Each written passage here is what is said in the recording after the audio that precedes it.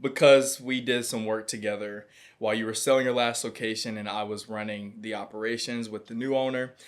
This made me just so excited for this interview. For the audience, we're going to dig into operations and expanding entrepreneurs. And so, Steve, obviously, social media is a very big thing nowadays. It captures a lot of our attention, and there's this concept and mindset that's called passive income. And in my opinion, I just think it's just laziness. People just don't want to work. But whenever you hear franchising, you think, oh, they're giving you the operations blueprint. They're giving you the steps to take to grow, all these different things. And so, with your experience, do you see any truth with that? Restaurants are not passive income. Restaurants are not passive income. They are very active income. You have to be very active and very participative in restaurants. It is a high intensity business. It's 7 days a week, sometimes 3 day parts, night and day. For Moe's Southwest Grill and Smash Burger, it was lunch and dinner. Our employees would get in the building at 8 a.m. to start prepping food.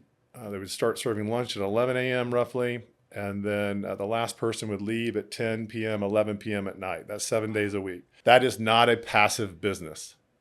What it can lead to when you establish cash flow over time is it can lead to passive investments like real estate. So, for example, as I got bigger and bigger, larger and larger, over time, I would have real estate guys that would approach me and say, hey, how about you become a third or half owner in this building, and we put a Moe's and Smashburger in it, and we become partners on the shell building. And so that is an example of where establishing cash flow, establishing a successful business can lead to passive income. Yes. Wow.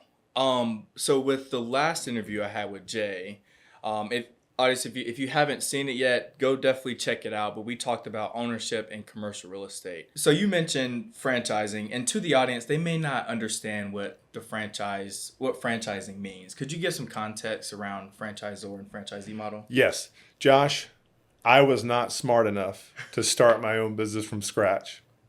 I had to borrow somebody else's concept. The power of franchising is you look at somebody's existing concept and you say, hey, can I borrow or replicate that concept in my own market? So hopefully it's already a proven model. You're taking an existing proven model, a recipe for success that's already been replicated, and you're replicating it in your market. You're opening it in your market. That's franchising. I am providing the working capital. I am providing the money to start up, total startup costs for the franchise. I'm paying the franchise fee, which is the rights to use the model. And then I open the model in my market and I pay for it, soup to nuts, everything. I'm paying for everything. So total startup costs. So that's pre-opening payroll, pre-opening marketing, that's total equipment, that's build out, leasehold improvements. All of that, everything I'm paying for. But I've also paid a franchise fee that gives me the recipe for success that I'm able to replicate. Thank you for giving that context there. Because obviously you and I understand the model perfectly. And while you were talking about ownership and creating passive income through owning the real estate, did the franchisor have any say with you making that decision? Did the franchisor have any say on the real estate that I choose? Yes. Absolutely. Yeah. The franchisor wants to make sure that their brand is going to be successful. So it's a three-pronged approach. It's always a three-pronged approach. The first prong is the commercial broker. The commercial broker will be looking in your market trying to find A-plus real estate. They will bring that real estate to you as the owner. And you as the owner, franchisee, you have to endorse that particular site. So you would do a market tour or a site tour. You'd go around and look at all the different sites. You would agree with or disagree with what the commercial broker has said about a particular site. You as the second prong have to agree to that site. Okay, then once both of you agree, you then take that site to the franchisor and you have to get their blessing. And they are the third prong.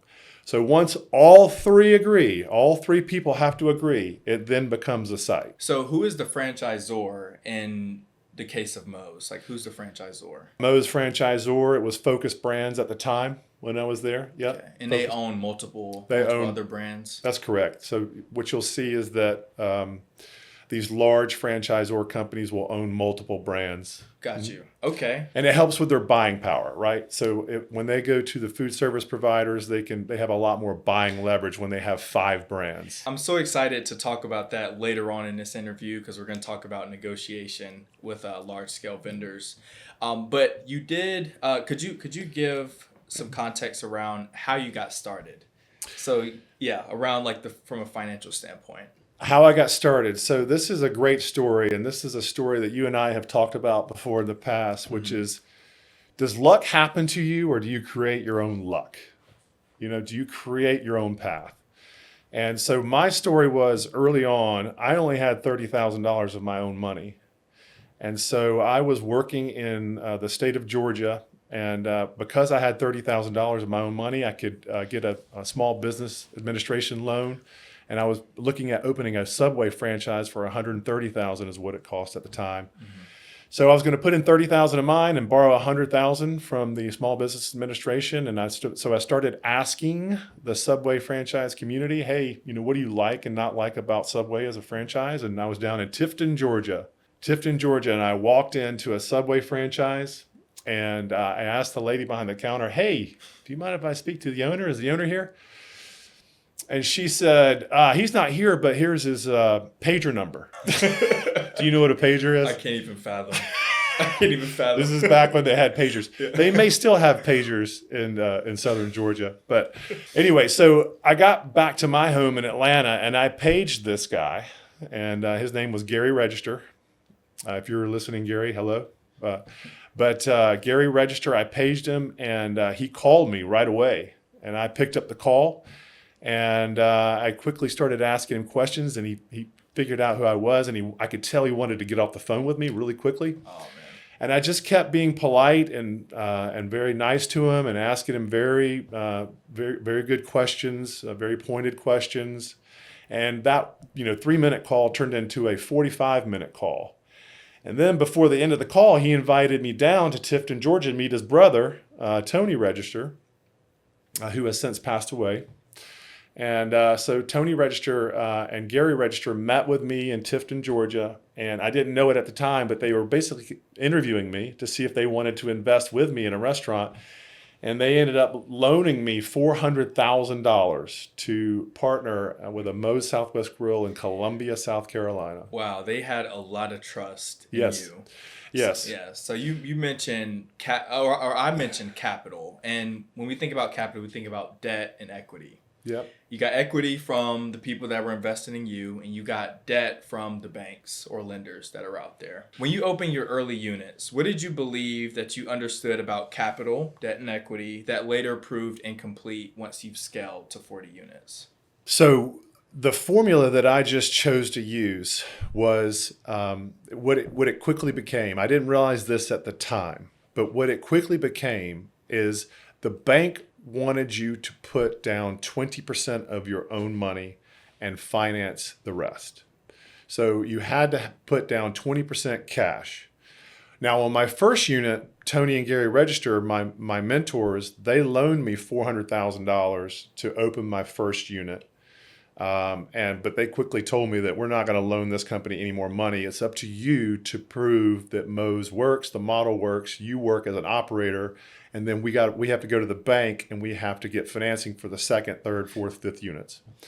And so what I quickly figured out over time is that at the time you could get a loan for roughly $400,000, and the interest rate at the time was around 5 to 6%. And so the term would be 5 years. And so over a 5-year period, you would pay $7,500 in principal and interest. Okay.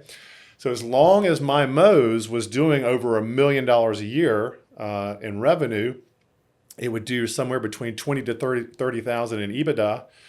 That 20 to 30% in ebitda, which would be $200,000 to $300,000. As long as I was doing that $200,000 to $300,000 in ebitda, I was covering the bank loan payments, principal and interest. Does that make sense? It does make sense. Yep. It does make sense. Could you talk about a little bit of the structure between the franchisors requiring certain build-out cost or franchise fees, when you open your first few units? And were there any hidden capital drains that showed up once you've managed multiple locations? Yes.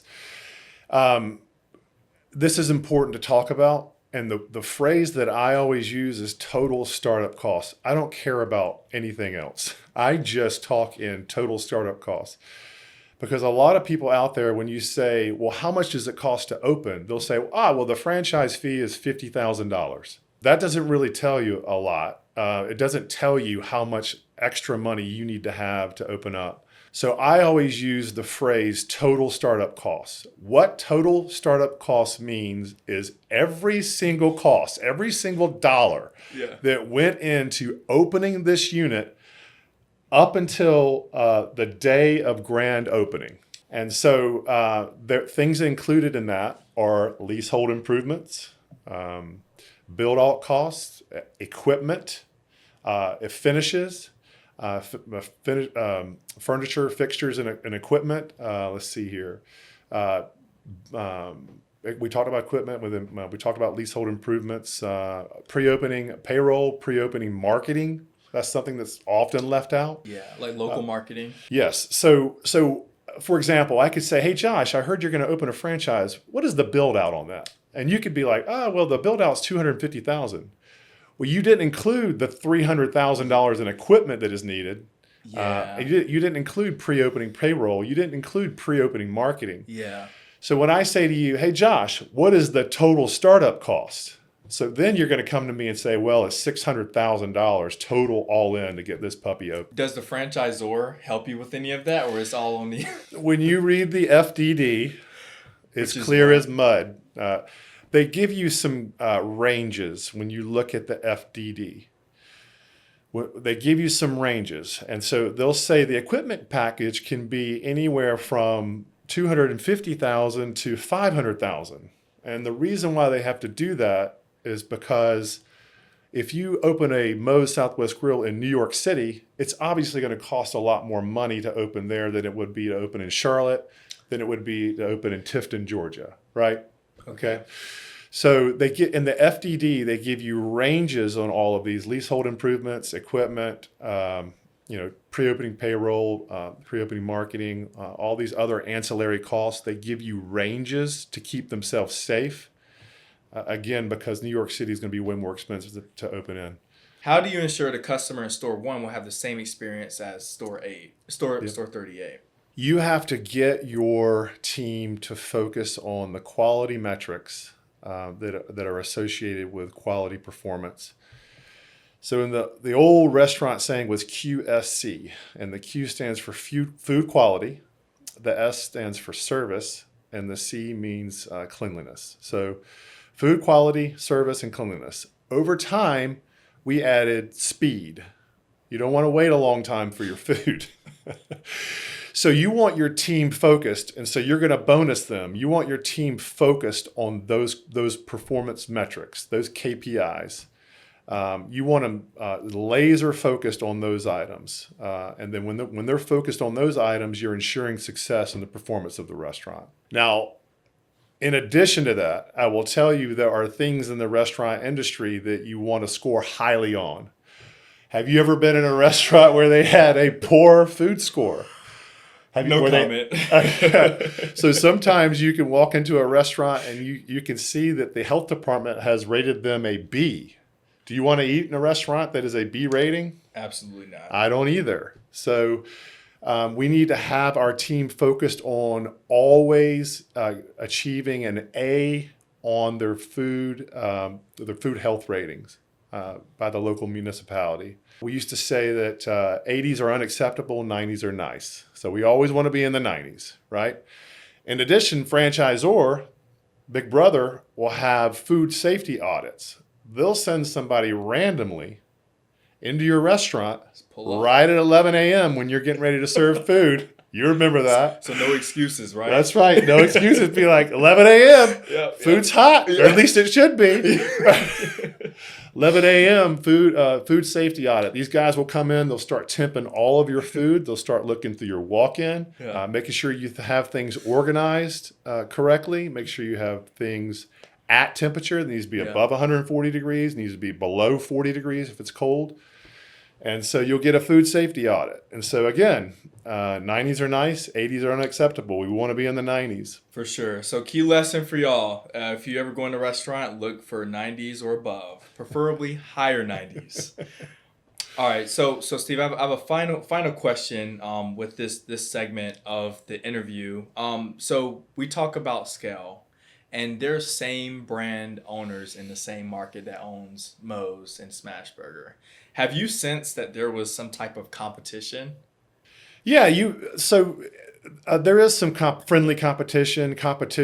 I have had a lot of experience with multiple franchisees in a market. Charlotte's a great example. Charlotte is one of the top DMAs in the country. Everybody wants to live in Charlotte. So franchises open quickly here first, and you'll have multiple franchisees within a market.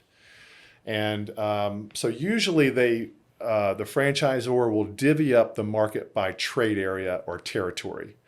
And so, for example, if I'm first to market here in Charlotte and I bought a 3-store deal, then they would allocate or they would assign me 3 trade areas or territories, areas of protection. It's just simply a circle.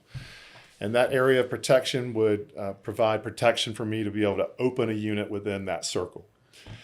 So, but there are times when sometimes those circles overlap, and so that can create conflict between franchisees. Obviously, I want to perform better than the other franchisee in the market. I want to be the best franchisee in the market. Yeah. I hope you do too. Yeah. Right? Yeah.